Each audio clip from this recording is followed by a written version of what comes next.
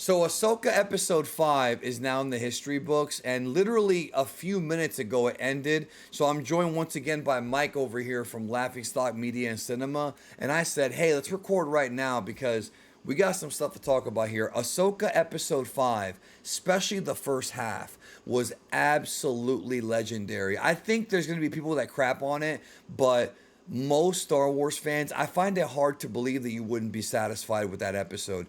But there's so much to talk about. The Anakin stuff, the parallels between Ahsoka and Gandalf from Lord of the Rings, Jason's abilities. Where do we even start with this, bro?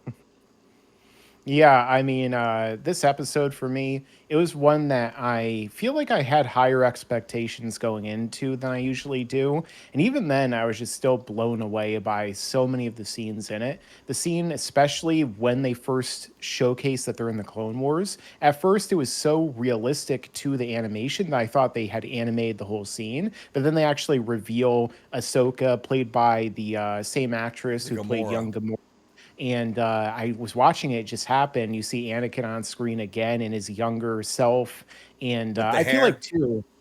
I don't know if did they use CGI in this episode to make him look younger, because I feel like they did a much more They convincing did job a in this way episode than better the last job one. this week than last week. Way better. Yeah. You could tell that they really saved.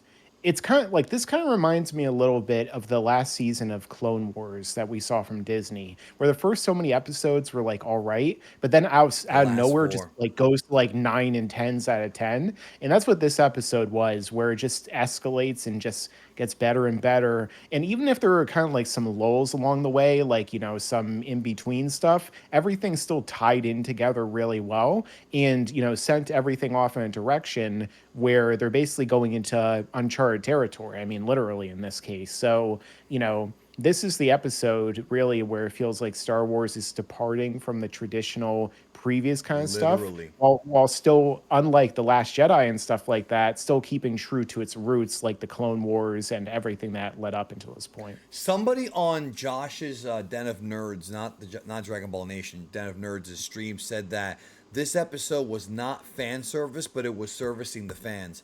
Dave Mm. Filoni should have been in charge of Star Wars from the very beginning. The first half of this episode, especially, blew away the sequel trilogy and everything they did with it. They Oh, managed to pay tribute to the past, namely Revenge of the Sith and Clone Wars and Rebels. So if you're familiar with that stuff, you're rewarded for it. And if you're not familiar with it, it's not that hard to figure out what's going on. And they managed to do that while still teasing things for the future, but also keeping it focused on the now. Ahsoka lost to Balin the previous episode, and it seemed like she was dead. Somehow her spirit went into the world between worlds. Meanwhile, Jason, the son of Kanan, can sense the lightsaber. So that kid's got like abilities for sensitivity that's like beyond a regular Jedi, even to be able to sense the world between worlds. That's just nuts yeah. that he could do that. I believe that character, along with Grogu, could actually be the main protagonist of episodes 10, 11, and 12. And I think that would work better than Rey. I think Mm. the unfortunate thing about Rey, no disrespect to Daisy Ridley, but this is the truth. The character of Rey is toxic to the Star Wars fandom because Ray, it's not because the character is like Daisy really did anything wrong. It's because that character represents what Disney Star Wars is. And when people think about Ray, they immediately think about how bad episodes 8 and 9 were. So I think, and I hate to say it because, like I said, Daisy Ridley's a good actress, but that character should probably never even come back at all, or be a secondary character, not a main character, just because you know what I mean. Like people Yeah. associate her so much with the bad movies that you just kind of killed it. I So also don't think that yeah, she's interesting enough to really handle most movies as the main character either. Like, all the other characters who have been the main character in Star Wars are generally more interesting. Even then, the main villain of the sequel trilogy, Kylo Ren, is typically cited as being a more interesting way character that could more. have been, or even Finn, who they just screwed over time and time again, minimized him, and pushed all the other characters while making him into kind of a joke. So And you know what's sad too about that, and we'll get back to Ahsoka here. But what's sad about that whole thing you just said is I think the idea of the main character being the son or daughter or grandson, granddaughter of a huge villain could actually be a tremendous storyline if it was written correctly. Like, Luke and Vader was kind of like that. It was done well, though. But just imagine you are of the bloodline of one of the most evil people in the universe, and you have to deal with that shit. Like, I like that idea, but it was just too little too late with because they didn't have a plan. Now, this episode, I mean, there was so much. So somehow Ahsoka went into a world between worlds. She fought Anakin. We saw him using twirling lightsaber moves from Episode 3. Then when he Yeah. chopped the little bridge as she went down, I'm like, oh, he's got the high ground now. So that was cool. And then we Yeah. see two flashbacks. We see first the early Clone Wars when she was younger. Then the second one was the Siege of Mandalore, which was the last 4 episodes of Clone Wars. At that point, it was right when Anakin was turning to the dark side at the same time that Ahsoka was fighting Darth Maul on Mandalore. And I love those last 4 episodes. Like you talked about, they're all 9s and 10s. So then we see Anakin literally with the yellow eyes whip out the red lightsaber. And for a moment, we heard the Vader voice and the Vader Yeah. costume. But he was just doing that to test her. He was doing that to test her because the lesson he was trying to teach. Let me know if you got this too, because I got it. This is how I interpreted it with the whole "do you want to live or die?" is he's teaching her that you have to fight through pain and that people are going to die and you have to have the willingness to live in order to win. That's the way that I perceived his lesson to her. What do you think? Yeah, and I definitely think that a lot of it came down to him saying that Ahsoka lacked conviction and I love lacked that the line. strength to continue on. Yeah, and so as a result, by the end of it, she had accepted that that's the case, and I could see a lot of people being annoyed by the fact that she disarmed him at the end. But the thing is, like that, the whole he wasn't trying to kill her. Like that Right. wasn't the whole point. Like if he was, he would have just killed her because he's obviously stronger. He's Darth Vader and Anakin and all this other stuff, and he's a Force ghost or whatever he is at this He point. might be more than a force ghost. We'll talk about that He's here like in a minute. he's basically like transcended reality at this point with his spiritual being in the Force. But nonetheless, what we end up seeing, I just think they did an excellent job, and it was interesting that they had the younger Ahsoka actress playing her on the Siege of Mandalore, because the fact that She I was thought she older. was older at that point in She time, but was. I guess it wouldn't make sense to hire another actress to play like the in between or something. Either way, I think they did a really good job there. And Anakin, where he was flickering back between him and Darth Vader, I mentioned that in the last episode actually we did, and I also talked about them possibly riding the Purgles. So You did nail that. I will over give here. you credit. You nailed it. And the thing is, the concept of Anakin being this sort of being that's kind of both light and dark was, I remember reading, that was one of the ideas they were going to bring into the sequel trilogy, was this idea that when Anakin died, he didn't fully kill Vader. But they didn't do that, and I'm glad they didn't, because that would go against George Lucas's wishes. But the idea that Anakin can become Vader just to teach Ahsoka a lesson, I thought was really well done, because Oh it yeah. plays on this, and I love the part where he says, where she's like, "I will not fight." He goes, "I've heard that before," which is of course a reference to Luke in Return of the Jedi. Love that. It was so good. So I want to talk a little bit about the Lord of the Rings influence, Oh yeah. and then I want to ask you, because you're doing your series here. We'll talk about that in a minute, but Ahsoka, clearly this character they're borrowing from Lord of the Rings. She's Hmm. literally like Gandalf. For those who don't know or who don't remember, in Lord of the Rings Fellowship of the Ring, Gandalf dies fighting a Balrog. He sacrifices himself so the Fellowship can escape. And what happens is, and this is all tied into Tolkien's cosmology. It's pretty cool. So he gets killed. Him and the Balrog fight. He finally kills the Balrog, but then he dies. But God, who's known as Eru Iluvatar, brings him back to life as Gandalf the White. And it's just like Ahsoka, very similar to this, where she Yeah. kind of died in this episode, then came back to life. Now, she already had the white robe, but it's symbolic. The idea behind the Lord of the Rings story was Saruman, and this is all tied into the lore. Saruman, who betrayed the good guys and joined up with Sauron, he was the White Wizard. But what happened was, the minute that he switched to evil, God, he basically spit in God's face. Because if you look at like the history of Tolkien, the wizards are all gods. They're angels. They're basically angels. And what Yeah, they're happens like is lower demiurges. right, because they have like different levels of beings, and then below them you've got like the immortal humans, and then the Numenorian kings, and the Balrogs and the dragons. But anyways, bottom line is God basically brought Gandalf back to life and upgraded him, so now he was more powerful as Gandalf the White. The Yeah. parallels here are stunning.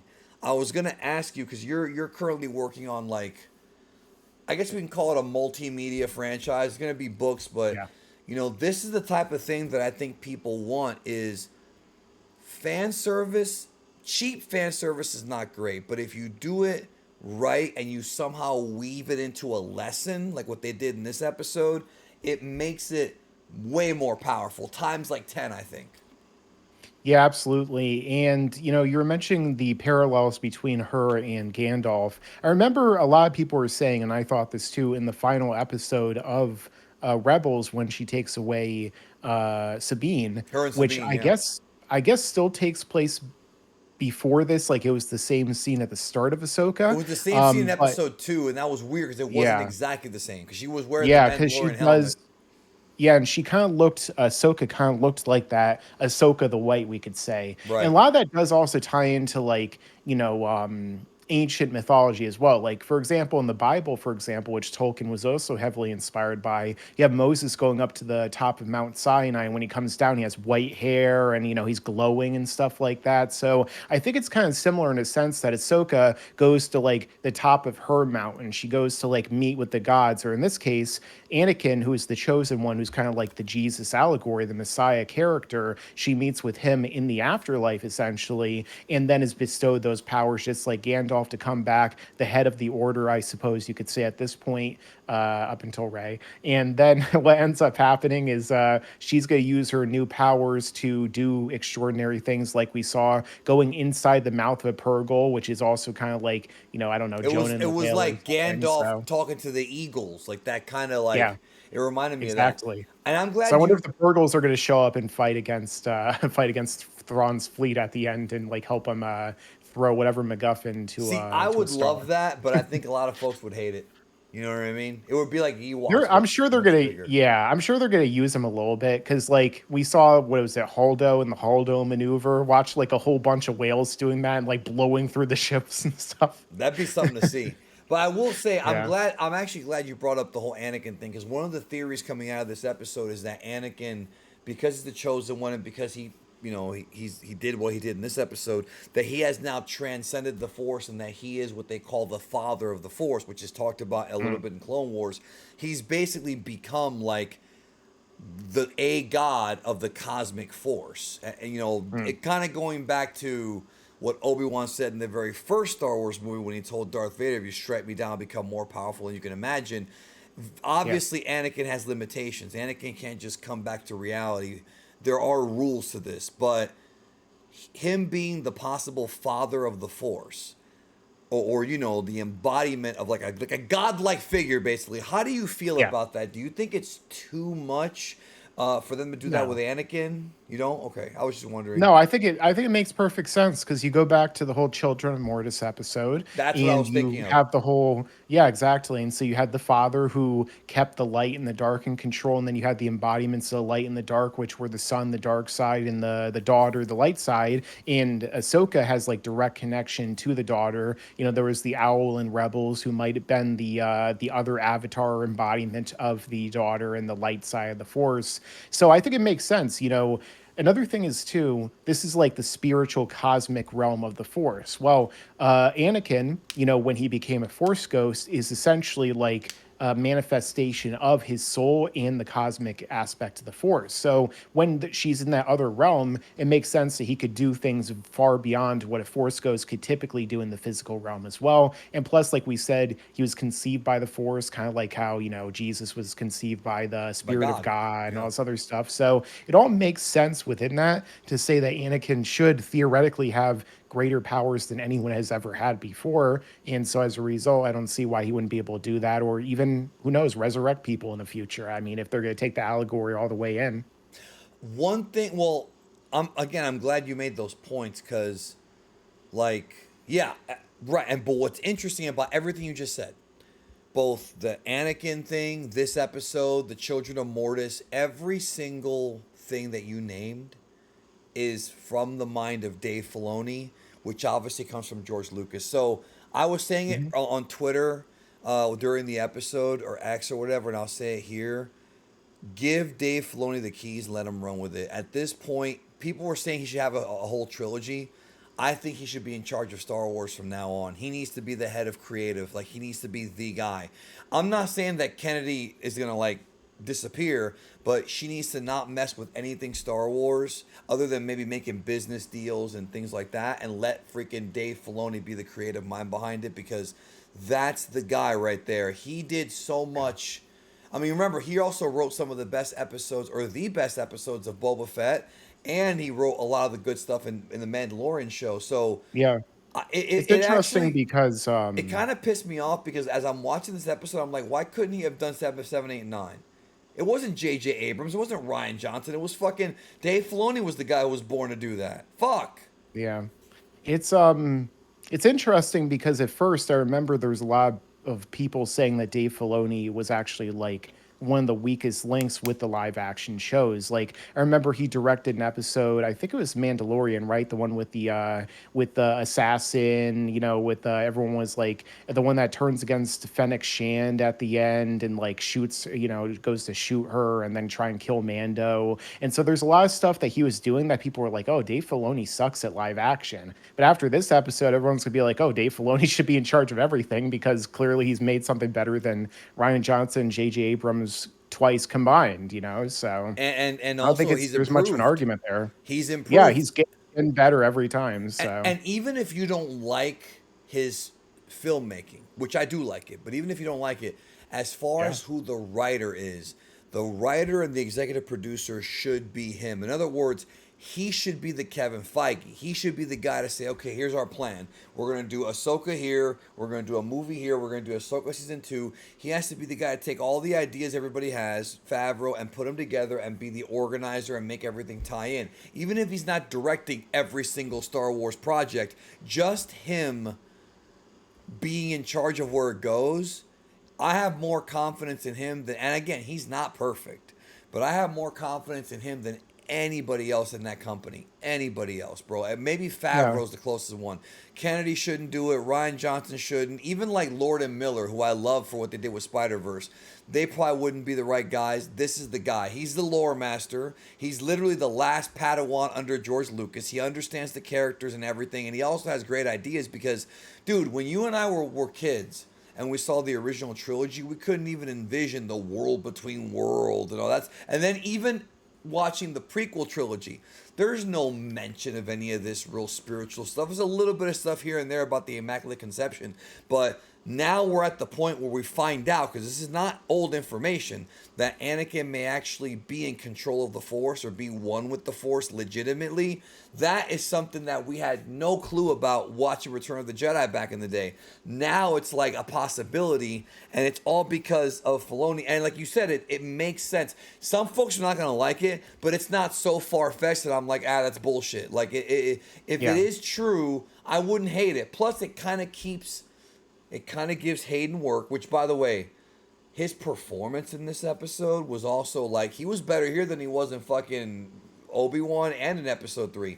Yeah, he's gotten better with every single time he's played the character. And it's not that horrible dialogue Lucas wrote. So the episode ended. Let's talk about the finale here. The episode ended with, they're going to the other galaxy now. Now we're going to go and see Thrawn and find Ezra and whatever. I don't know if they're going to be able to top this episode, because they're going to have to start building to the finale, or they already did it. But what do you think? Where do you think we're going here? Well, I mean, you know, one of the things we talked about last time is that there is a very clear progression at this point. You know, it's progressed to what do we have? Three more episodes left in the season, Yep. and in the next episode, I'm assuming they're going to arrive wherever it is they arrive. Hopefully, it's not going to be a filler episode where they just show up random spot and they have to like fix their ship or something for an episode, you know. And so I feel like what's going to happen is we're going to get an update on Sabine and Bela and everyone else over there Right. and find out exactly what's going on. Maybe we'll get our introduction of Thrawn in this episode, like at the very end of it, or maybe at Or the at the end of next one. 7. Yeah, yeah. Yeah, and then we're gonna have like Ahsoka go to the same location, and then maybe in the next two episodes we'll set up the conflict between everyone that's gonna like coincide at the end. Because the thing is, like, there's two different characters, really three now with Sabine that they're going to find. There's Ezra's Ezra the big and one. Thrawn. I think they're So holding off on Ezra till the last episode. I wouldn't be surprised. They're gonna. I feel like Thrawn is probably gonna be debuting before Ezra at this point. I do So too. it's possible that we'll get Thrawn within the next two episodes or so, and then Ezra is finally gonna show up, or they're finally gonna find him at the end of the next one. Maybe Ahsoka's gonna jump somewhere else with the Purgles to like escape from Thrawn, or to try and regroup, and then she ends up finding Ezra there.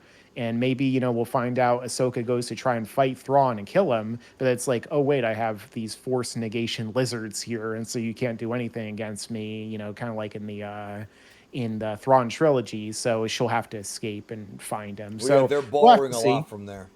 Yeah, we'll Yeah, see. there's a lot of that. Even like one of the things I wanted to mention earlier too Mhm. is Jason, because in the EU there's Jason Solo, and he's also like a force sensitive descendant in this case of Han Solo and He's Princess he's Leia, their kid. Yeah. who yeah, who becomes a Jedi. So it's like they also have another Jason who's the descendant of a Jedi, and also we had Hera like hearing the lightsabers. So it's Yes. like is Hera force sensitive, or like was that No, somehow Jason projecting it into her mind? yeah, right. That's what I'm saying. But he was the first one to hear it, and that's Yeah. a big deal. I also feel like maybe it's just me, but didn't you think it was weird how Jason the kid kind of looks like a young Kylo Ren? Like, I Mm. wonder, and they're not gonna do this if they're gonna fucking retcon it to where the whole time Kylo Ren wasn't really Han and Leia's kid, he was actually their. I don't know. Like, I don't think they're gonna do that, but I did He find that dyed his hair strange. black. I mean, he looks just like that. He looks just like a young, Yeah. a young The Adam thing Driver. the thing with regard to Kylo though, every single time they introduce a new young force sensitive character, I always think, is this another character who's going to get killed by Kylo when he snaps? Like, is Yeah. this a character who's in the Knights of Ren then just gets killed off with barely a word in the episode 9? Well, Like, remember, the Knights of Ren originally were Force users, but by the time we got to episode 9, they were just grunts that didn't know how to use the Force. They yeah. changed their whole Yeah. backstory. Yeah, they JJ got even taken went out back too on his own easy. word. I want to talk about some of the stuff that was rumored that wound up getting cut. Or it Mm. just wasn't true. Because it was interesting how there were rumors all week. I stayed away from them until after I saw the episode. But basically, there was a Yeah. rumor that one of the flashbacks is going to be Mustafar, but in this version, Anakin would be the one to kill Obi-Wan, and Ahsoka would witness it. That was not in this episode. However, I totally would believe, and I'm not saying it's true, but I would believe that was actually shot and they just cut it out, or maybe we'll see it in future episodes. We might not be done with Anakin. Because if you remember in the trailer, there was dialogue in the trailer that was not in this episode. That line where he's like, "This training will help protect you from more than just droids." That was not in the episode. So either we haven't seen that yet or it was cut. So some things may have been cut out. The episode still, I think, was fulfilling, but I do genuinely wonder if that's true, if they actually did cut stuff out. It's possible. I mean, it's like, look at Rogue One. Look at just how much they cut out of that. I'm a rebel. I rebel, and that's never in. Like half the stuff from the original trailer isn't even in the movie. Not just that, but Obi-Wan, if you pay attention to the leaks when Obi-Wan was around, the leaks were like 95% accurate. It wasn't until the end that they changed it because, and I don't know if you and I ever talked about this, but the original ending for Obi-Wan that was, I guess, leaked, or maybe it wasn't even true, is that when Reva lets Luke Skywalker live and goes back to Anakin, Vader, Hmm. she tells Vader, she's like, she basically tells him, I defeated Obi-Wan Kenobi, And then, but Vader knows that she's lying because of how tough Yeah. Obi-Wan was, and because Obi-Wan whooped his ass, so he kills her. He uses the Force to fucking kill her right then and there. Yeah, of That course, they weren't going to have that happen. Well, that's the thing is a lot of folks believe that the SJW side of Star Wars kept her alive because and the thing is she kind of ruined that show not because of anything involving her gender or her race. If you're that stupid to think I'm saying that, you're an idiot. I mean, she ruined the show because this is supposed to be a show about Obi-Wan and Anakin's relationship and they threw her in there, right? And it was dumb and Mm. pointless. She's coming back for season 2. Well, no, she might come back for season 2 because they are doing a second season of Obi-Wan. I don't know when, but I feel like originally she probably was supposed to die, and then maybe they were like, you know what, we like this character because it's a strong woman or something. I don't know. I'm just saying that she had way too much screen time in Obi-Wan Oh in yeah. comparison to Obi-Wan and Vader because that's really what I wanted to see more of that stuff. I just want to get a season of Obi-Wan training like Yoda did at the end of the Clone Wars, and then that's it. That's all I with Liam Neeson there talking to him every now and then. Even though Liam Neeson at this point doesn't seem to be a fan of most Star Wars, because there was an interview with him recently, and he's like, "Oh, they're diluting in. There's way too much Star Wars." So I mean, I I agree don't with really that. know what's going on. I Oh agree with yeah, that. but But he's not going to say no to we'll have to money. see. I mean, he might not say No, no to that's money. true. He's like 70 something years old and he's still doing action movies. That new one just came out now, bro. But Geriatric coming out this Saturday. I still love that guy Not though. Sunday or Tuesday. Yeah. Whatever day. I still love that guy though. I still love Liam Neeson. But yeah, man, this episode was an achievement. The fact that they snuck in James Earl Jones for like a second to do Vader when he was coming after her and the way that it was edited, it was just so well done. And I don't think it disrespected the character of Anakin or Vader. I genuinely wonder what George Lucas, I'm being genuine, what he would have thought of this episode. I think this is one of the episodes because actually it's funny. When I was watching like the flashbacks to Clone Wars and stuff during the episode, the thought like of George Lucas's words when he watched episode 7, there's nothing new here, like went through my mind because I feel like it's the opposite reaction he would have here. Whereas like they basically did episode 4 again with some other stuff put into it with episode 7 when he watched it and he didn't like it. Right. With this one, he'd probably be more like this is more of what I actually made and what I was authorizing back when we owned Star Wars. So I feel like this is way more in line with his vision. And again, Dave Filoni is way better at understanding what George Lucas would want with Star Wars comparative to Kathleen Kennedy or Ryan Johnson or JJ or whoever else they had, Pablo Hidalgo, all that Oh, stuff like that. God. No, not just that, but I'm sorry. Filoni's also really good at tying in everything to where like he references the original trilogy and the prequels and some of the Mhm. EU books and some of the canon books and even the sequel trilogy. I know some don't like that, but the reality is he's been able to connect everything to where it doesn't feel forced, no pun intended. So I think he's the man. So, anyways, we're out of here. Thanks for watching. Thank you, Mike. And let us know down below what you thought about Ahsoka Episode 5 and where we go from here. I'm sure you and I have more to talk about next week or the week after. Absolutely. And make sure to stick around because there's a lot more to come in the future. Bye.